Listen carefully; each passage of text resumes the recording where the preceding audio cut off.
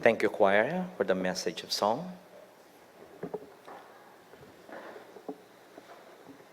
Let us bow down our head and let's pray. Dear Heavenly Father, we thank you for your word that is a lamp unto our feet and a light unto our path. As we explore your scriptures today, we ask for open hearts and minds to understand your message to us. Help us to find comfort in your presence and peace in the midst of our storms. In Jesus' name we pray. Amen. Good morning, church! Pwede bang tapikin mo yung nasa katabi mo, sabihin mo, ikaw ay pinagpala at pinalaya ng Diyos. Wow. You are blessed. Have you ever tried to get away from the storms of life, only to find that they have followed you? If so, you can understand what happened in Mark chapter 4, beginning verse 35 to 41. Jesus needed to get away from the crowds. That's the story. And we are tempted to follow the crowd, but we must carefully consider public opinion and walk away when popular opinion isn't faithful to God's word. We must walk away from the crowd to spend time alone with God. The calm word before the storm, Jesus said, a word, let's go over to the other side. We are going to the other side of the lake. I'm taking you to new territory. It's a new places. Jesus' idea to cross over to the other side marked his first entry into Gentile territory. And the disciples took Jesus abruptly and without notice. They might not have been pleased with his plan to go to other side. Brothers and sisters in Christ, in the Lord, remember that you and I are on a journey with Jesus. Are you? Parang ilan lang sumagot. Are you in a journey with Jesus? No? Well, He leads us to new places. Maybe new frontiers, or it may be something personal, an area of growth in our hearts and our life with Him. It may be an area of transformation. It may be concerning our jobs and our responsibilities, our family. It may be our presence in our community, our lives, our ministries, our mission. Maybe it's us as a church. He leads us into new territory and the kingdom of God is within reach. But sometimes, as you go there, the journey first takes you through a powerful storm. Wala daw madaling buhay. Lahat ay dumadaan sa bagyo ng buhay while we are on earth. Tama po ba yan? Lahat ay dumadaan doon. Well, in the story, the Lake Galilee was known for its storms. They were often sudden, fierce, and incredibly chaotic. The theologian Wright notes that except for the fishermen, these Jewish people weren't known to be a seafaring people. They were people of the land. Their cultural and spiritual heritage understood the waters to symbolize the dark powers of evil, threatening God's creation, His people, His plans, and His purpose. And in books like Daniel, the sea is meant to have monster in it. So as they go across this lake, it's already a little challenging. But they have no idea what is to come. On a map of Israel, the sea appears to be a large lake, but it would seem enormous from a small fishing boat, especially during storm. At least 4 of Jesus' disciples were fishermen who would have undoubtedly experienced storms on the sea and knew of lost fishermen. They were strong, self-reliant men who would handle moderate danger as a matter of course. However, danger on this particular evening was not moderate but deadly. Despite the sea posing a threat, Jesus sought to cross it because for him, the gospel's good news is intended for everyone, not just those on one side of the sea. So, in the story, in the text, they left the crowd. The disciples got into the boat in which Jesus was already sitting, and they took him with them. Other boats were there too. And suddenly, there was a strong wind blew up, and the waves began to spill over into the boat, so that it was about to fill with water. And imagine yung mukha ng mga disciples. They were upset by the storm. And the fact that Jesus was leaping through it, parang tingin nila walang pakialam si Jesus. Tingnan mo ngayon katabi mo, para ba siyang walang pakialam sa buhay mo at sa church? Oh. Meron ba kayong pakialam sa buhay niya, kapatid mo at sa church? Itong mga disciples, sabi nga, they were upset by the storm and the fact that Jesus was sleeping through it. Well, it exposes something in the disciples. Teacher, don't you care if we drown? These are the words of the desperate and the angry. Do something. Is this how it all ends, Jesus? Is this where it was all going to? All the miracles, all the sermons, all the parables here to the bottom of a lake? Is that it? We risk everything for you. We've been criticized for you. Is this where it ends? At the lake? In the storm? They've lost confidence in Him. And they are wondering if He is willing or if He is able to do anything in this moment and why He doesn't seem to be moving. Kapatid, parang hindi pa nila kilala si Jesus. The disciples stem from their failure to recognize the actual challenges of faith. Faith is not simple.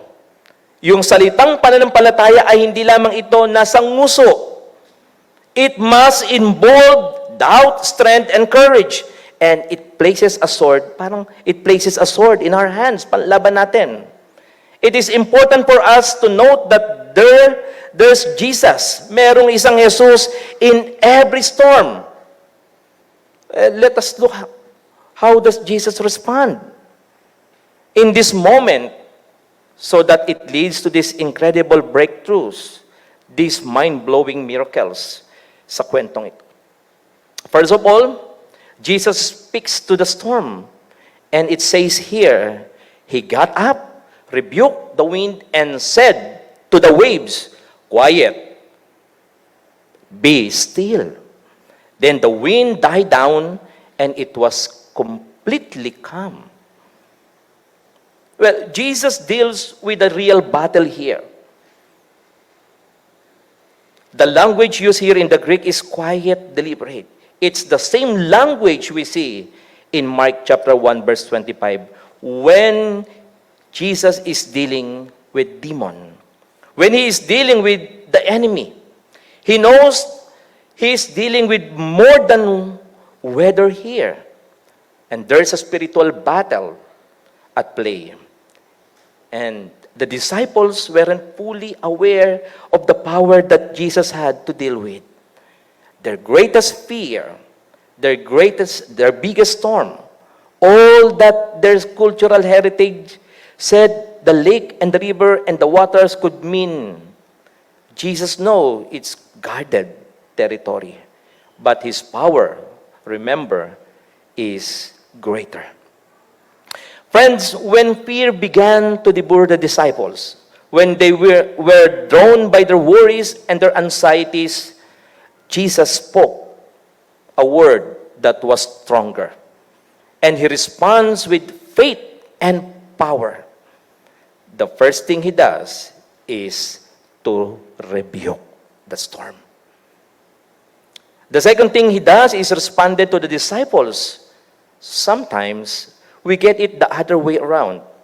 We feel like we are in the middle of the storm and it's a terrible time. And God is going, "Oh, you terrible unbelieving Christians, why don't you believe in me?" But what we see here is that he deals with the enemy and then responds to his followers. He says, "Why are you so afraid? Do you still have no faith?" Well, storms often reveal our actual spiritual conditions. Many of us desire faith to be easy, but it requires hard work. Faith involves coming out of us to trust and care. Remember, if we lose faith, we also lose hope and our ability to care. Fear eradicates faith. Discipleship is a life of faith, which entails a deep bedrock trust in God's presence in the world, the church, and our lives. So when life storms occur, they reveal the depth of our faith. Diyan daw nasusubok ang ating pananampalataya. Safety is not the absence of trouble. It is the presence of Jesus. He commands everything, even if it doesn't seem that way to us. When he slept through the storm, it showed his human nature. And we calmed the storm, it proved that he was entirely God and at the same time. Friends, brothers and sisters in Christ, sometimes God sends the storm to teach the disciples a lesson of faith. And he often sends trials and problems to teach us also a lesson to everyone. Each of us has a measure of faith God gives us, and he wants us to use it to overcome fear. Sapagkat fear tells us to expect the worst. But faith tells us that God is in control. In the middle of the situation where you are right now, yung chaotic situation ng buhay mo, the problem, remember that God is in control. Life's problems calls us to put our faith into action, revealing areas where we need to act in faith, not fear. Remember, Jesus can calm the crushing sea and calm the daily problems we face. He can take the fury out of any situation we encounter. Look at Jesus. He came so he could reach out to the social outcasts, to heal those hurting in body, mind, and spirit. He cared about little and big things, such as the embarrassment of a bride and groom running out of wine at their wedding, and 10 lepers whose illness had banished them from house and home, family, and future. Remember, friends, Jesus cares for us also today, reaching out to anyone swamped by the storms of life, including people who are not like us. Jesus told the disciples they would reach their destination. But he did not promise calm waters the whole time. The same holds for us. But we have been promised the other side. And we will get there despite encountering problems. knowing that Jesus will be with us. God is with us. Do you believe on that? We have lived through life's storm, such as death, the current situation in our nations, relationship breakups, shattered dreams, job loss, or being spiritually adrift. Brothers and sisters in Christ, when life's storm hits us, do we declare that Jesus' promises are null and void? Or do we have faith that will turn the storm into a great calm?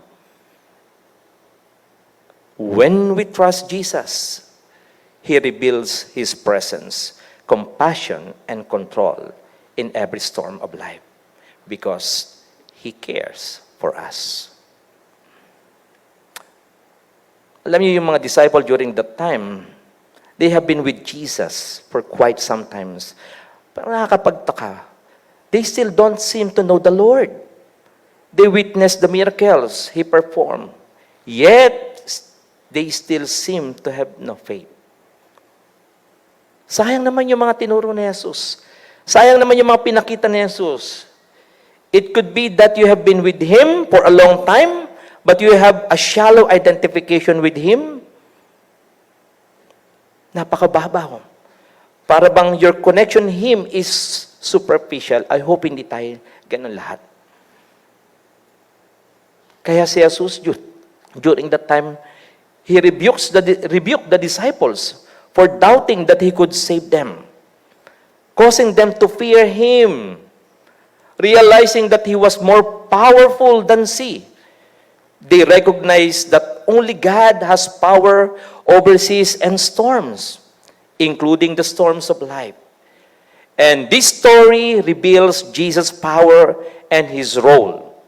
Jesus did not rebuke the disciples for their lack of faith, just as He does not rebuke us for our lack of trust. Our slight faith has not turned Jesus away. Jesus should be the model and subject of believing faith for every Christian. Sometimes, friends, we feel like the disciples in this story. Amid life storms, it can seem as though Jesus has abandoned us. However, the truth is quite the opposite. Our Lord is with us in the middle of the storms of life. When life gets low, it is important to remember that our faith can overcome our fears. The actual test lies in holding on to Jesus' presence, even when He is silent and seemingly inactive. Di ba, merong kanta na, if you don't understand, trust His heart. Kahit hindi natin nakikita, para bang it seems na parang hindi siya sumasagot, let us trust His heart. Remember, friends, Jesus is more focused on teaching us to trust during the storm rather than simply calming the outward storms.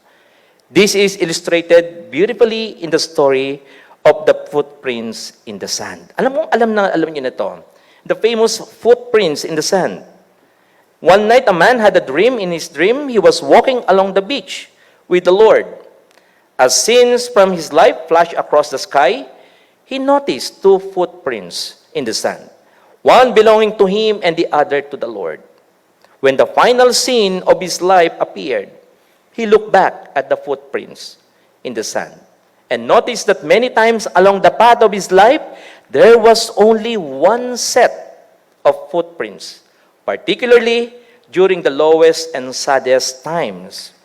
And this troubled him, and he questioned the Lord about it. Lord, you promised that you would walk with me once I followed you. But there is only one set of footprints during the most troubled times in my life. I don't understand why you would leave me in my times of greatest need.